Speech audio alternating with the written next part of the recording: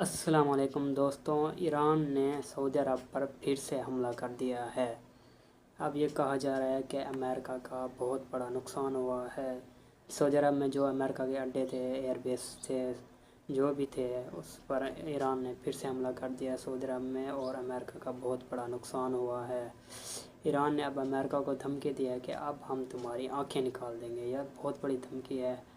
तो आज इस वीडियो में हम देखेंगे कि कैसे क्या क्या नुकसान हुआ है। ईरान का नुकसान हुआ है और सऊदी अरब में अमेरिका का कहाँ कहाँ नुकसान हुआ है। तो चलिए देखते हैं इस डेवलपमेंट्स हुई है उसके बारे में आपको आगाह करेंगे। इजराइल के लिए जनाब एक बहुत बुरी खबर है और साथ ही साथ इजराइल और अमेरिका के अंदर जो है इसी ईरान जंग के खिलाफ जो है अब मुजाहरे शुरू हो चुके हैं।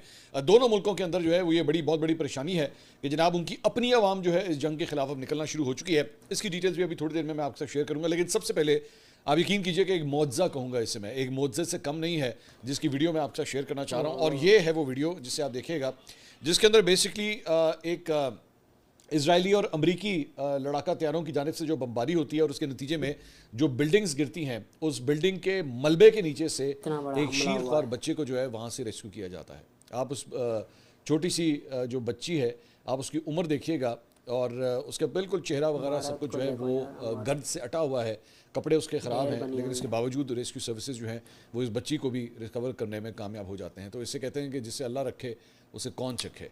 आप सिर्फ देखिएगा कि इस छोटी सी बच्ची को जो है वो किस तरह रेस्क्यू किया जाता है। तो मुआवजा जो है वो ज़ाहिर बात है, जिसे कहते हैं ना, जब ऊपर वाले ने एक उसकी ज़िंदगी लिखी हुई है तो कुछ भी हो जाए, कितनी बड़ी बमबारी क्यों ना हो जाए, उसकी ज़िंदगी जो है वो वैसे ही कंटिन्यू करेगी आगे। इसके अलावा जनाब एक और फुटेज जो है वो आपको दिखाना चाहेंगे। प्रेस टीवी की जानिब से जो है ये फुटेज रिलीज़ की गई है और ये बताया गया है कि जनाब ईरान की आर्मी की जानिब से एक और अमेरिकन लूकस ड्रोन जो है उसे जो बंदर अब्बास का शहर है वहाँ पे इसको शूट करके जो है वो गिराया गया और इसके जो पुर्जे हैं वो इसके अंदर देखे जा सकते हैं। ईरानी टीवी जो है वो उसको क्लेम कर रहा है कि जनाब ये अमेरिकन लूकस ड्रोन था, उसको शूट डाउन किया गया तो उसके चंद पुर्जे जो हैं वो इस तरह वहाँ से रिकवर हुए हैं। इसके अलावा एक और फुटेज जो है वो ये देखिएगा, ये सामने आई है और ये इराक की फुटेज है जहाँ पे अमेरिकन सी रैम सिस्टम जो है जो 1 मिनट के अंदर जो है वो 4500 राउंड्स फायर करता है। और इसका मकसद जो है वो बेसिकली होता है कि आने वाले ड्रोन को या मिसाइल को जो एम्बेसी की तरफ आ रहा हो, इसको वहाँ पे उसे नाकारा बनाया जाए। ये बेसिकली ये जो सी रैम सिस्टम है ये इराक के अंदर उनकी एम्बेसी के ऊपर उन्होंने वहाँ पे लगाया हुआ है और कोई भी ड्रोन जो उस तरफ आ रहा होता है ये उसे निशाना बनाता है ताकि उसको न्यूट्रलाइज किया जा सके। इसके अलावा एक और फुटेज जो है वो ये बहरीन के सामने आई है जहाँ पे इसराइल ने बताया गया है कि बड़े शदीद किस्म के उनकी ऑयल फैसिलिटी के ऊपर जो है वो हमले किए हैं। ईरान ने पहले ही ये कहा था कि जनाब अगर हमारी ऑयल फैसिलिटीज़ के ऊपर हमला किया गया, मैंने पिछले वीडियो में आपको बताया था कि उनकी एक तेहरान की university of science and technology के ऊपर जो है वो हमला किया गया था, तो उसके नतीजे में ईरान की जानिब से इसराइल के अंदर एक यूनिवर्सिटी के ऊपर जो है अटैक किया गया। अब यहाँ पे बहरीन के अंदर जो है वो एक ऑयल फैसिलिटी है जिसमें बैपको कंपनी भी शामिल है, उसके साथ लिंक्ड है ये ऑयल फैसिलिटी, उसके ऊपर जो है वो हमला किया गया है और दूर से धुएं के बादल जो है वो उठते हुए दिखाई दे रहे हैं और शदीद हमला जो है वो अब इस ऑयल फैसिलिटी के ऊपर भी जो है वो किया गया है। इसके अलावा साथ ही साथ ये बताया गया है कि strike hit on oil facility linked to Bapco causing a large fire. दूसरी वीडियो में जो है वो देखा जा सकता है कि ऑयल रिफाइनरी के धमाके के बाद जो है वहाँ से धुएं के बादल जो है वो उठ रहे हैं। इसके अलावा एक और हमने आपको पिछले व्लॉग में बताया था कि जनाब जंग जो है वो अब और भी ज़्यादा वसी हो रही है और यमन से भी जो है अब हमले शुरू हो गए हैं। तो यहाँ पे अभी खबर आई है कि जनाब हुतीस जो हैं जो यमन के अंदर मौजूद हैं उनकी जानिब से इसराइल के ऊपर अब दोबारा हमलों का जो है वो सिलसिला शुरू हो गया है और वहाँ पे इलात का जो एक इलाका है, एक शहर है इसराइल का, उसके ऊपर जो है ये बमबारी की गई है हुतीस की जानिब से और ये उसकी फुटेज जो है वो सामने आई है। इसके अलावा हमने आपको एक खबर दी थी कि गुज़िश्ता वीडियो में हमने आपको बताया था कि सऊदी अरब की जो प्रिंस सुल्तान एयरबेस है उसके ऊपर हमला किया गया है और उसमें पहले 3 जहाज़ बताए गए थे कि वो जो फ्यूल टैंकर्स होते हैं जो बेसिकली लड़ाका तैयारों को रीफ्यूल करते हैं, शायद वो तबाह हुए हैं। लेकिन अब ये खबर जो है वो मज़ीद सामने आई है कि उनका जो है वो अमेरिकन E-3 सेंट्री एक airborne warning and control aircraft है that is critical in managing battle space and tracking drones, missile and aircraft from hundreds of miles away.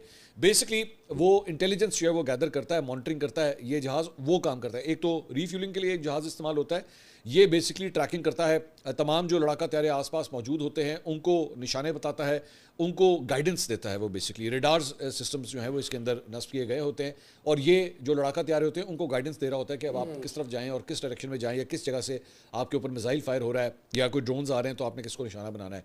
तो वो जो हमला किया गया है उसमें बताया गया है कि अमेरिका का ये एक जहाज़ जो बेसिकली इंटेलिजेंस के लिए इस्तेमाल होता है और गाइडेंस के लिए इस्तेमाल होता है, नेविगेशन के लिए इस्तेमाल होता है, वो भी इसके अंदर जो है वो हिट हुआ है।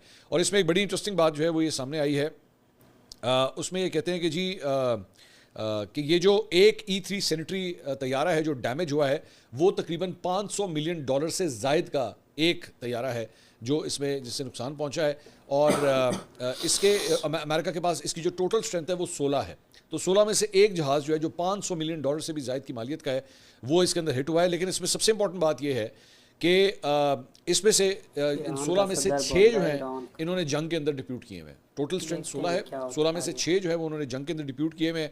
और इसकी रिप्लेसमेंट जो है वो बोइंग E7 वेजिटेल उसका नाम है, और वो 2028 से पहले अभी जो इसकी रिप्लेसमेंट हो सकती है वो 2028 से पहले वो जहाज़ अभी तैयार नहीं होगा। अब इसमें जो इसकी प्रोडक्शन लाइन है, जो इस जहाज़ की प्रोडक्शन लाइन है जो तबाह हुआ है वो 1992 से बोइंग 707 जो है जब से ये बनता था तब से बंद हो चुकी है, तब से जहाज़ जो है ऑपरेट कर रहे थे। अब इसमें नए जहाज़ आने वाले हैं लेकिन 2028 से पहले नहीं आएंगे। अब इसकी प्रॉब्लम क्या है? इसमें प्रॉब्लम यह है कि जिस तरह पहले ड्रोन्स के बारे में बात हो रही थी, इंटरसेप्टर्स के बारे में बात हो रही थी, मिसाइल्स के बारे में बात हो रही थी कि उनके स्टॉक्स अगर कम होते हैं तो दोबारा रीफिल भी हो जाते हैं। ये जहाज़ जो तबाह हुआ है ये दोबारा इस वक्त असेंबली लाइन पे मौजूद भी नहीं है और ये बन भी नहीं सकता। तो ये सिर्फ एसेट्स का एक नुकसान नहीं है बल्कि आपके जो स्टॉक्स हैं, आपकी जो स्टॉक पाइल्स हैं उसका भी नुकसान है कि वो कम हो गए और वो रिप्लेस भी नहीं अभी हो सकते। सो ये अमेरिका को जो है एक और बहुत बड़ी प्रॉब्लम है। और सिर्फ ये इनको प्रॉब्लम नहीं है बल्कि अभी मैं इजराइल के हवाले से भी आपको बताऊंगा कि उनको भी मुसीबत पड़ गई है कि उनके स्टॉक्स भी कम होना शुरू हो गए। उसकी डिटेल्स मैं अभी आपके साथ शेयर करता हूँ। लेकिन एक और खबर ये है कि ईरान के इस्लामी इनकलाब गार्ड्स कोर ने ऐलान किया कि उन्होंने सुबह फारिस के जुनूब में एक अमरीकी F-16 लड़ाका तैयारा जो है वो मार गिराया है।